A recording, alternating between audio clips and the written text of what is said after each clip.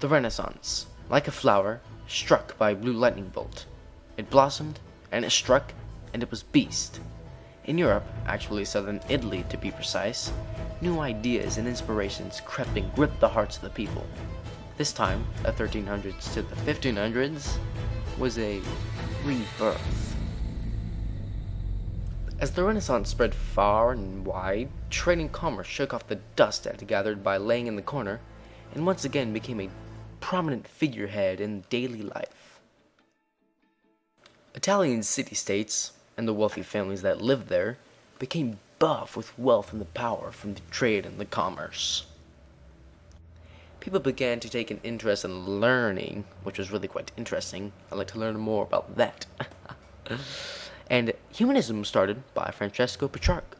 They believed that everyone was their own individual self, and everyone could achieve greatness. We will use our minds to question everything. They loved to question everything.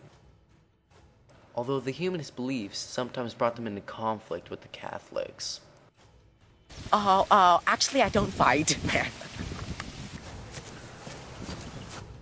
Sadly, one of these humanists, Gaetano Bruno, was burned at the stake for his beliefs.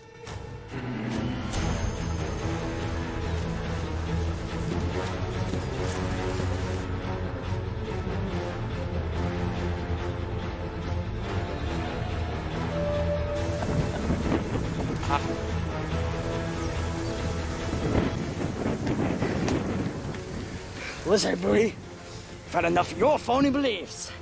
Get the tweets.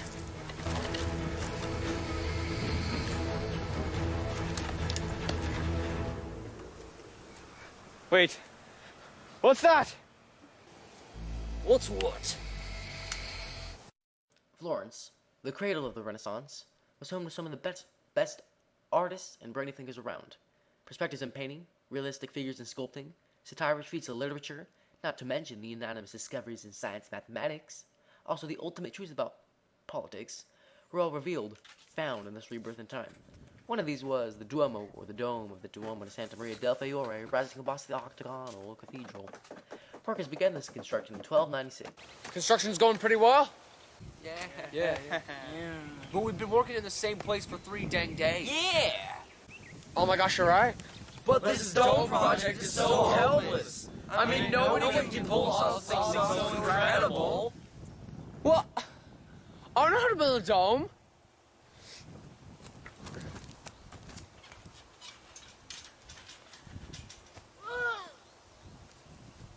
I hate you guys! Well, what do we do now? Gee, I don't know. I guess we just better give up. You guys, we stick to the plan. I mean, we're just gonna have to find some other way to get through this. All right. Yeah, Great. Yeah. All right. Yeah, but how? I don't know. I've never built a dome before.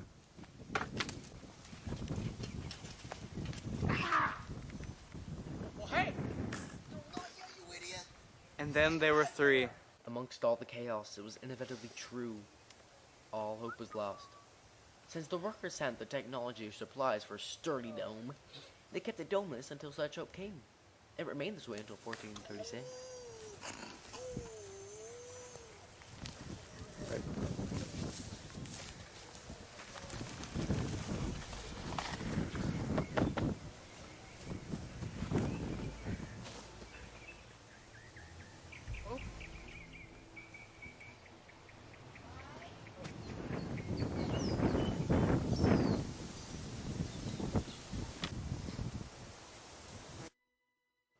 But then, Guys, look! Bobo Brunetti's decided to show up.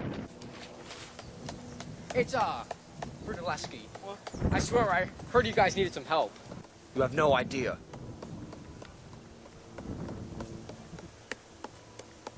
I don't know, man. I'm a pretty accurate guy. Ha ha ha!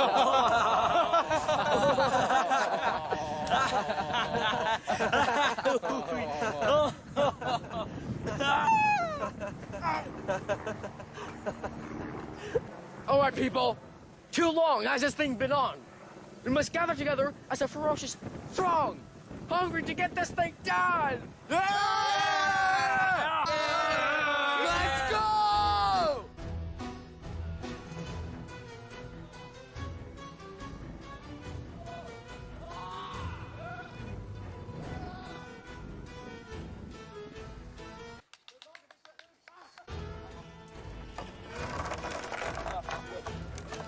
Going on. Aw, you act like sassy. The dome was quite an electational feat, with no internal beams and columns. 8 huge stone arches meeting at the top with hoops of iron, wood, and brick.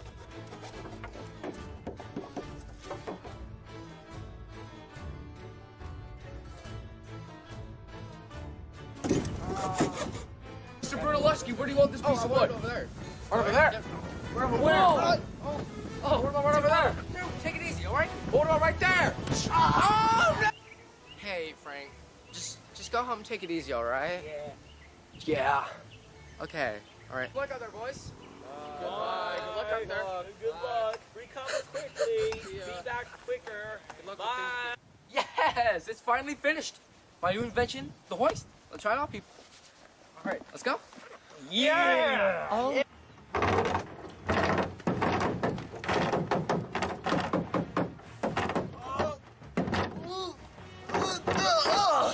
Special delivery! What have I done? In 1436, it was finished. True architectural genius, right there, baby. The dome. I can't believe I actually pulled this off.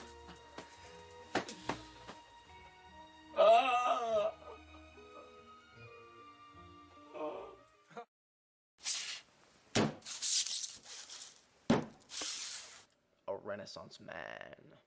Not a title to be handed out lightly or heavily, or at 100 pounds of air pressure or anywhere around that. Okay, gosh. Anyways, this guy, no, not you, guy, was perhaps one of the most epically influential guys in the entire Renaissance. Yes, I mean Johannes Gutenberg. JG, yes, Johann made the printing press so zippy and effective through metal immovable type in 1450 that books spread like, pardon the simile, wildfire. Alright, guys, move aside. What are you doing? Just move aside, and I'll show you.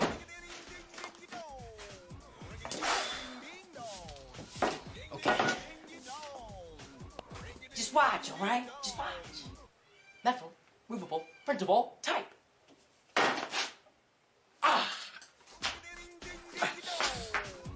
Are you okay? No, I'm not okay.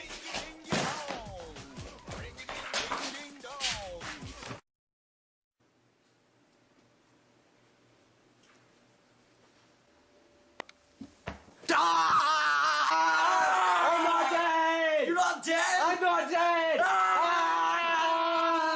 As you can probably tell, Andreas Vesalius was intensely and riskily involved with anatomy, cutting open, if he was lucky, dead bodies, and studied, then eventually and praiseworthily earned his medical degree in 1537 in Belgium, France. Far off and gloomy at times, Vesalius was quite a different man, prone to the understanding and silent observations worthily induced when it comes to cultural science. Come, Igor. The time for dissecting has drawn nigh. Oh, the morgue. Pleasure. He is dead? He is dead.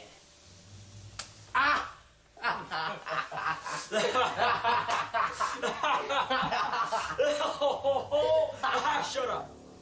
Let's begin.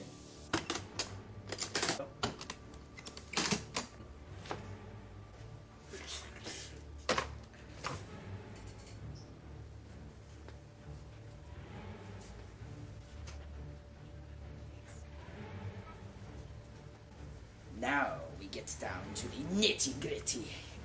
Wait. Kapur, kapur. Are you awake or are you asleep? I'm dead. But don't tell anybody. Because it's a secret. The first incision. Wait, that's wrong. The first incision. Well, that's wrong. Behold, the first incision. Hey, I got a beat here. Oh, oh, oh, stay alive, stay alive. Oh, oh, oh, oh, stay alive.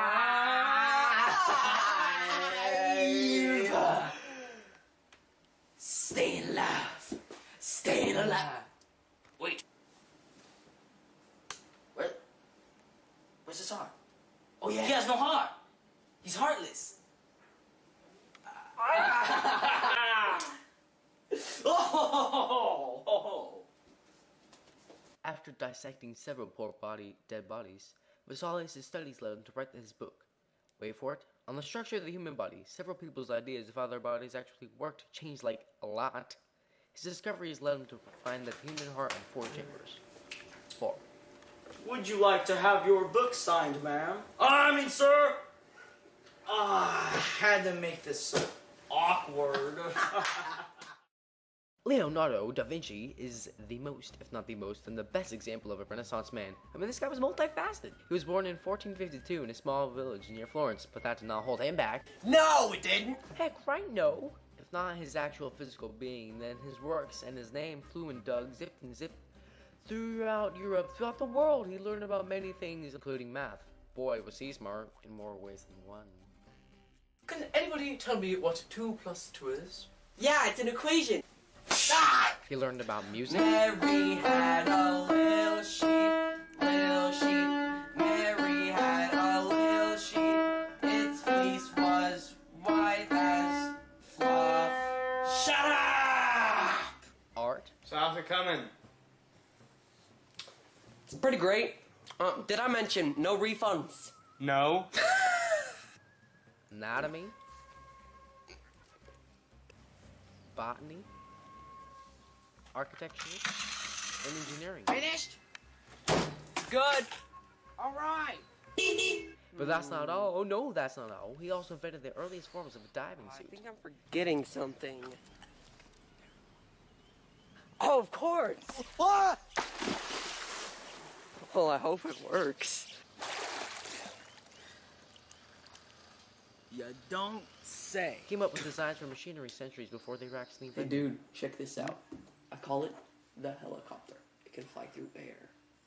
Why? Why what exactly? Why would you waste your time working on something that only you can achieve? Well, I wouldn't call it a waste. I mean, if anything, it'll save us time. Leo also, with his perspective awesomeness, painted his famous painting, the Mona Lisa.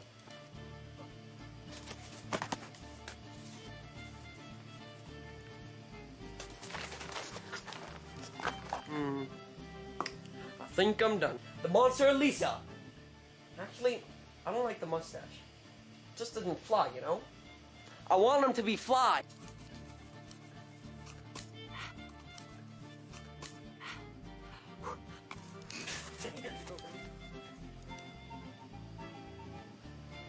It is finished. Yeah, I'm really feeling the vibe from this one. A church divided. That's basically the final resort of the Reformation that began in the 1500s in 3 words.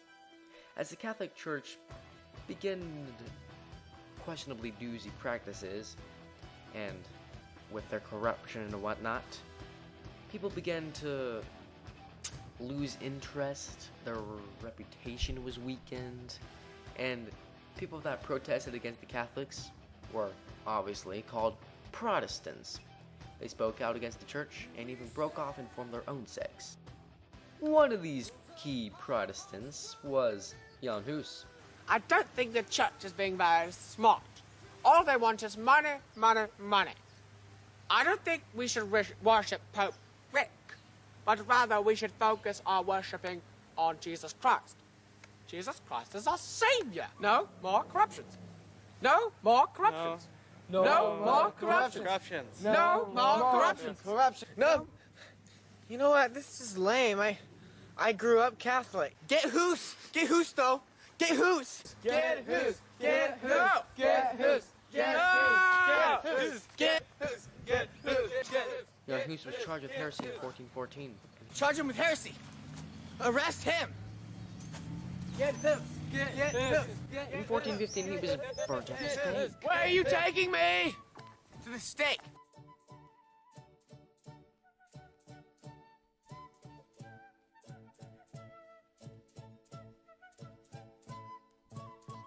Because you're there when I awake, and then you give me the lights of day. Because the children with you can play. I think I am. 'Cause when I speak, you're always there. You even listen what I can tell. 'Cause you're my gospel, my daily bread. That's why I think I am.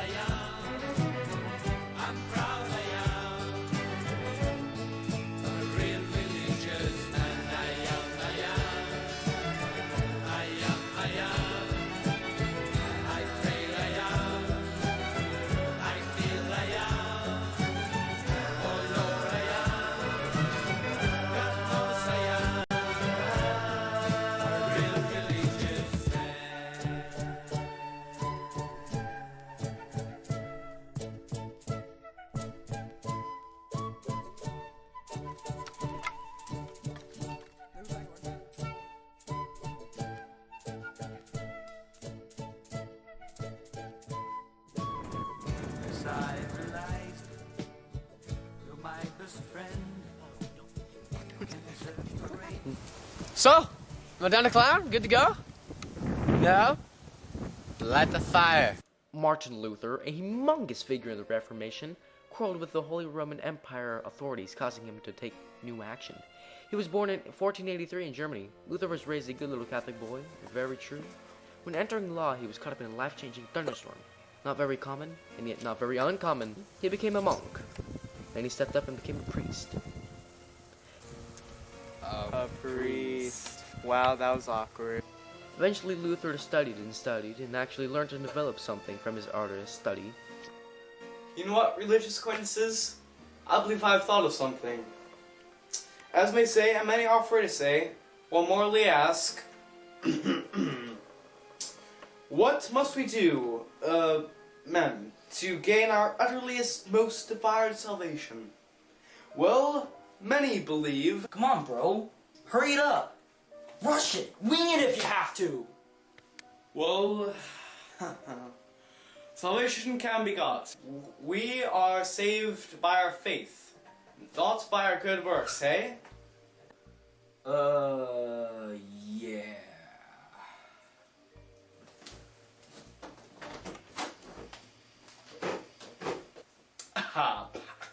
Do I have 50 to be saved? No. 5,000. Going once. Thrice. Sold to the lucky man who just bought himself a ticket to heaven. Dude, yes! Then Luther witnessed indulgences. Basically, paying to be forgiven of your sins. And it outraged him.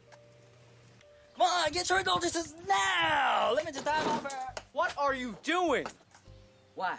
Looking for a labor-free way to earn your salvation? We're on sale! You sick, sick man. Luther took action on this indulgence he witnessed, writing the 95 Theses and posting them on the Wittenberg church door and sent them to leaders of the church. They're basically a list of 95 things the church is doing wrong.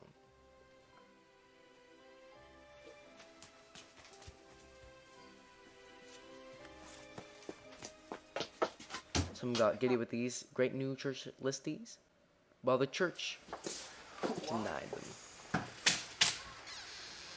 Kind of man are you, Luther?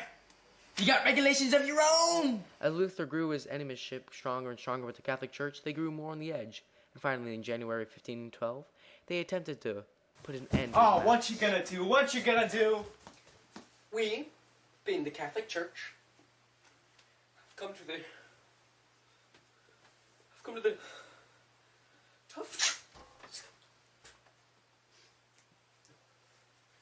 decision to excommunicate you, Luther, Lex, from the church. In other words, you lose. Wow. That burnt a hole in my chest. I mean, that was genuinely painful. Glad I got it over with.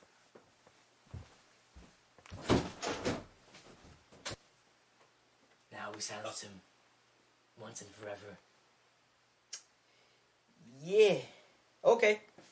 So Luther was brought before the Germany State Council, the Diet. Say what? The Diet, sorry, in Worms, the city of Worms. Worms, are you kidding me? Come in. Take a seat, Luther.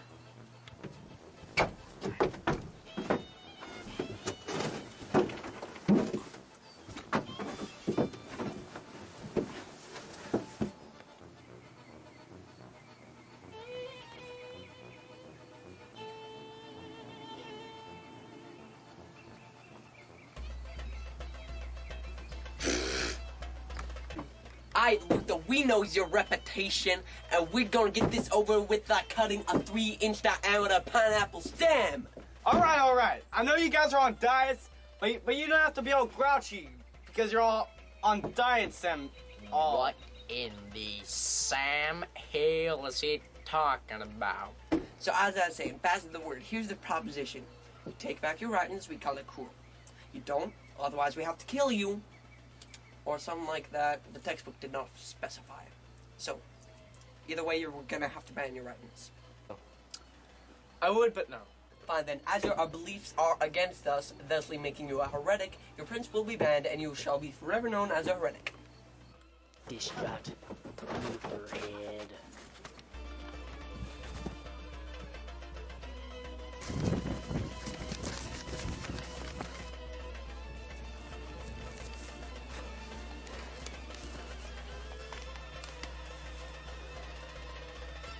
I almost lost all hope. I just waited for a voice or sign or sound, but nobody knew where I was. But they came.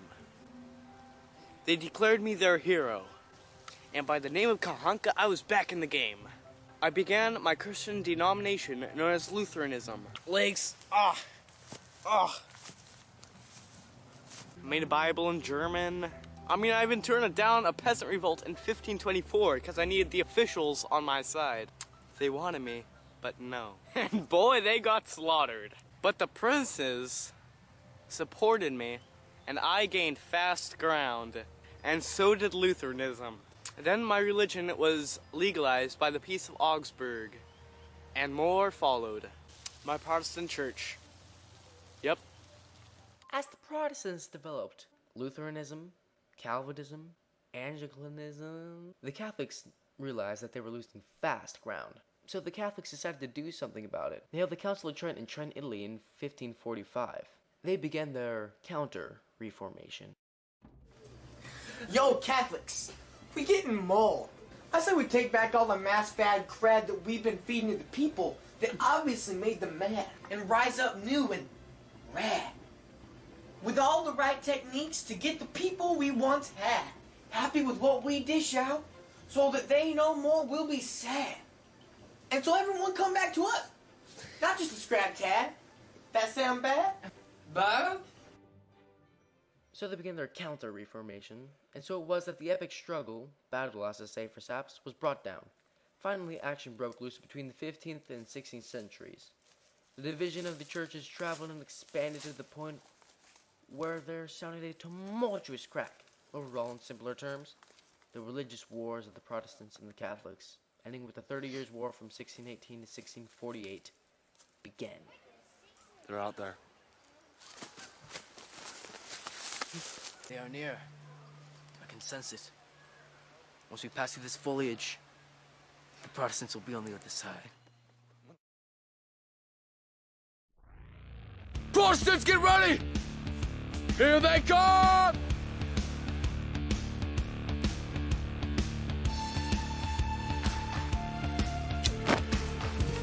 Oh! Has begun!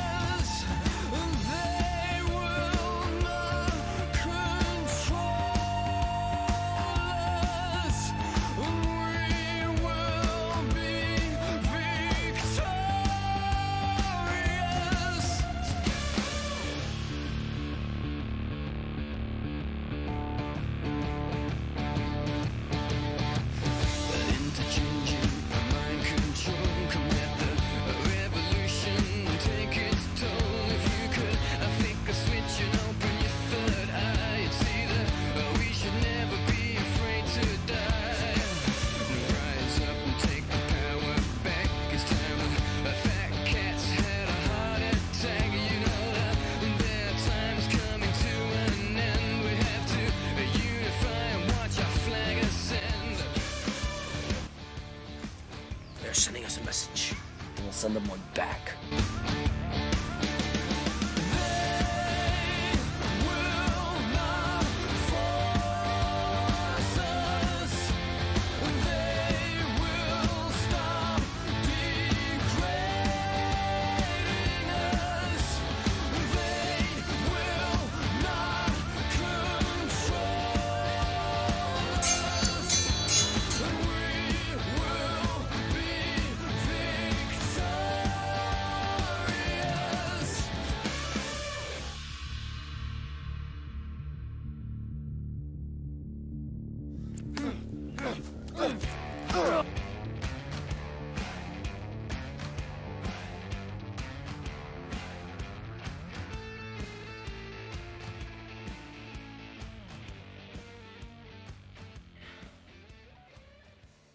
The Peace of Westphalia ended the war. It was a treaty that truced the outrage of these two religions, and yet the diminishing of the relation they might have had never was patched. Perhaps for the better.